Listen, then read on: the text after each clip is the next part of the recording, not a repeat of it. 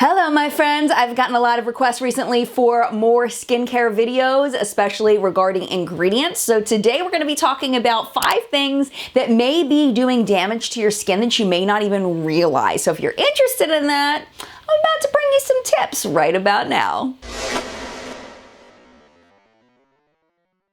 Before I start, I do want to let you know I did eat some pink M&Ms before I started filming, and I've been guzzling water trying to get the pink out of my tongue.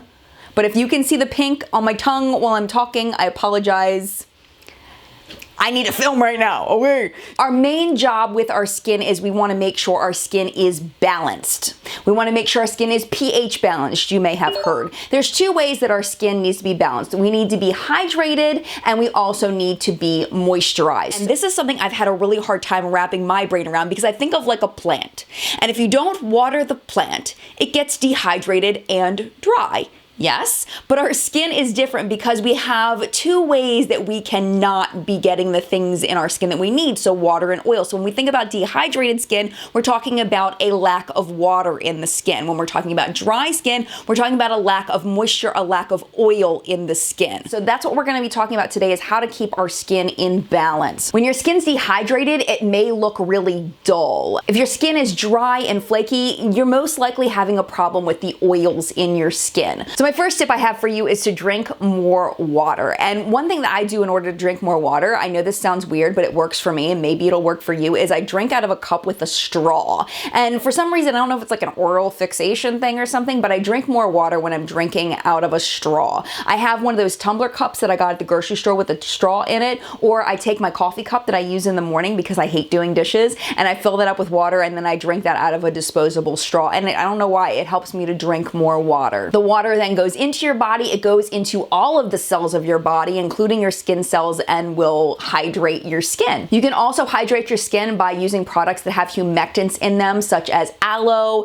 and hyaluronic acid, I almost forgot it for a second, and glycerin. Those are supposed to hydrate your skin by bringing moisture from the air into your skin. Sometimes they also bring moisture from the lower layers of your skin up, so it's really important to have that water in your system to make sure that you do have moisture to pull out of your skin to bring to the upper layers, so your skin doesn't become even more dehydrated. The second tip is to watch your ingredients. There are a few ingredients that can really mess up the balance of your skin. The one we're going to focus on today is something called denatured alcohol, and it can hide, like a lot of ingredients, under a few different names. So here are the most common names. We have SD alcohol 40, SD alcohol 40B, denatured alcohol. This is one that I see a lot, is alcohol denate. You'll see that a lot in makeup products. Dehydrated ethanol and alcohol denatured. They're all exactly the same thing. Now, if it's way down on the ingredient list, you may not notice it affecting your skin as much, but if it's within the first 10 ingredients, the first 5 ingredients, it's probably going to mess up the balance of your skin. And how it does that is it strips the oils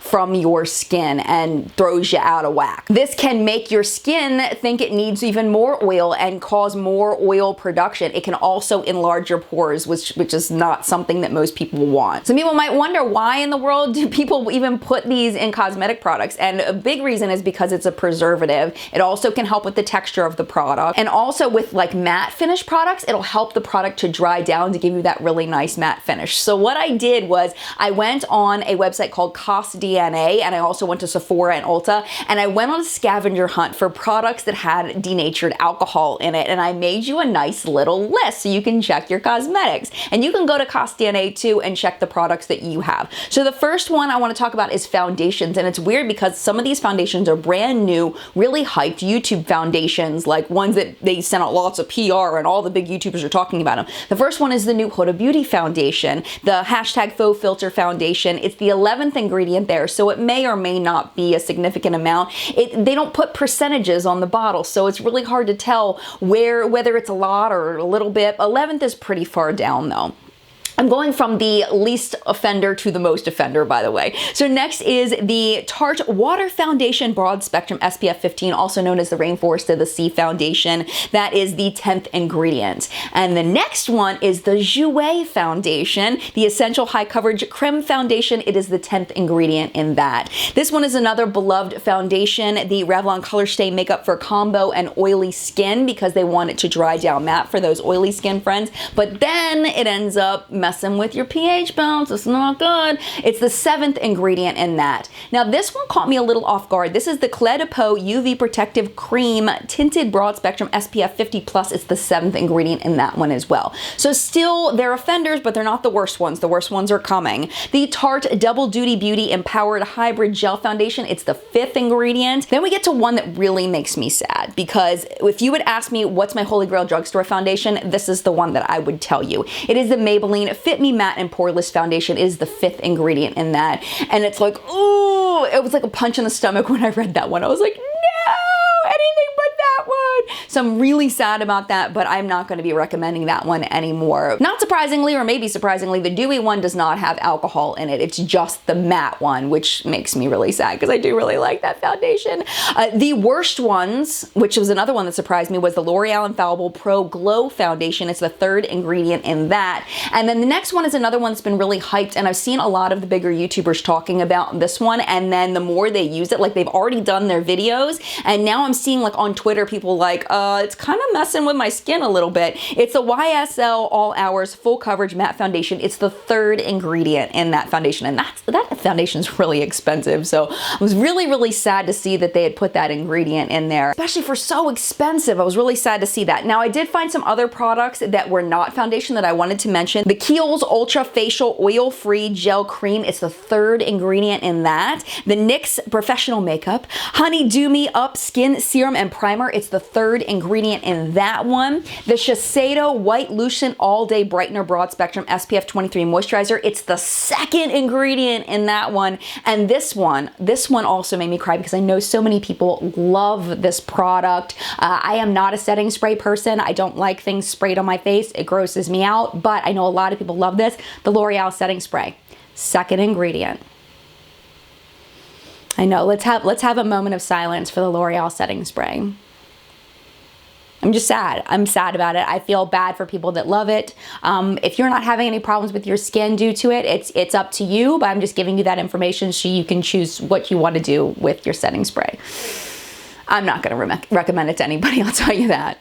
Not all alcohols are the same though. Some of them are not drying. The 3 major ones that you'll see are acetyl, sterol, and cetyl alcohol. Those are the good ones. So if you see those, then don't be scared of those. Those are fine. They're actually good for your skin. All right, that was a long one, but that was my favorite, so I wanted to go into that one a little bit longer. Okay, so the next one, tip number 3, is over exfoliating. When you have a lot of dead skin cells on your face, your face can look really dull. It can clog your pores, leading to acne, things like that. So exfoliating your face is good, but over exfoliating is bad, especially physical exfoliators. You know, those exfoliators where they have like the sandy grit and you rub it on your face and it kind of hurts. Just be really careful with those because you can really do some damage to your skin and actually do more damage than good if you do it too many times. Exfoliating your skin is really, really good for brightening your skin, for making your skin look more plump and youthful and dewy, and not necessarily dewy because you want your skin to be, you know, properly balanced, but you know, looking hydrated and fresh and looking good. There are 2 different types of exfoliating. There's a physical exfoliator and then there's a chemical exfoliator.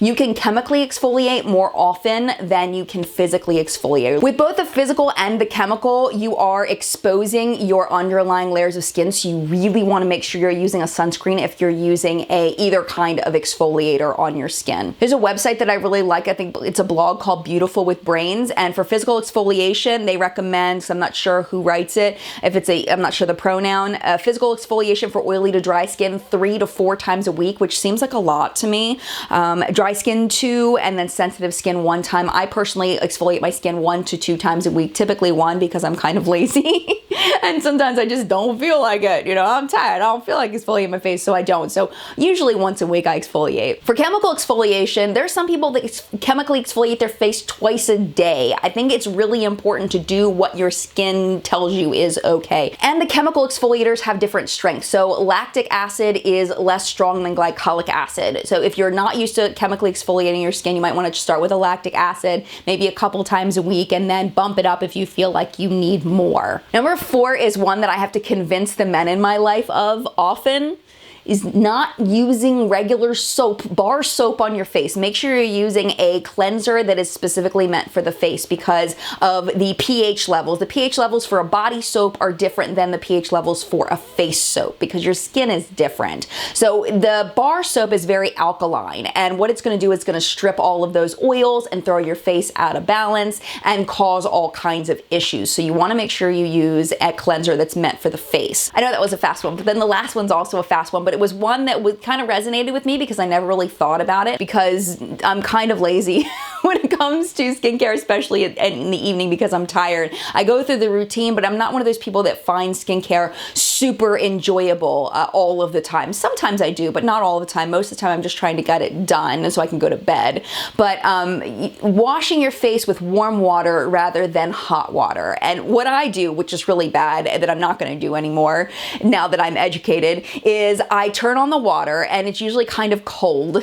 And I splash my face with the cold water because I'm too lazy to wait for it to warm up. I put on my cleanser and then I leave the water running while it warms. And then by the time I'm ready to wash the cleanser off, the water is like hot.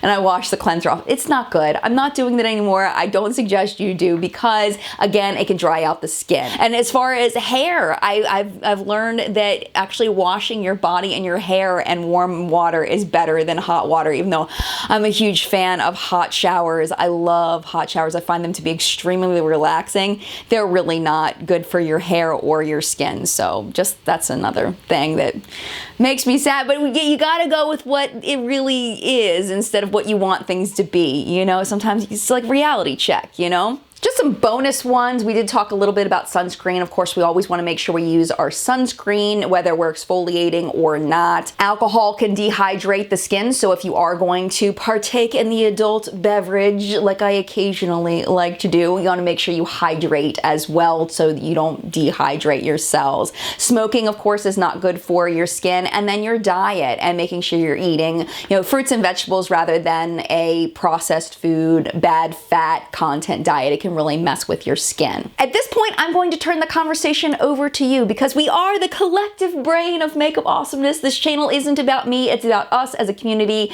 talking about all of these things, skincare related, makeup related, and all helping each other to be more knowledgeable. I do have normal skin, but I know that you may have oily skin or combo skin or dry skin, and you have a lot of knowledge as well. I would love it if you would share that down in the comments below. Help out someone that may be of your skin type that may be able to learn something from you. If you have anything additional that you want to add on to what I've said, I would love to read about it.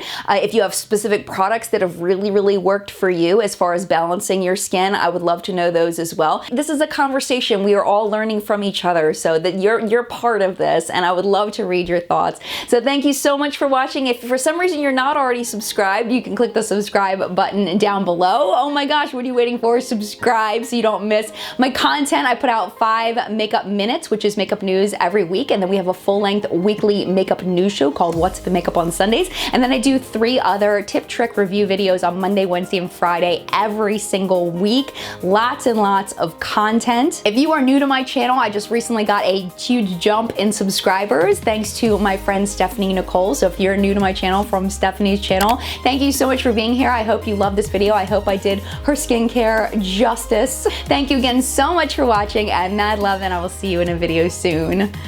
Bye! But then chemical exfoliation you can do more often depending on the chemical of the exfoliating chemical. That didn't make sense.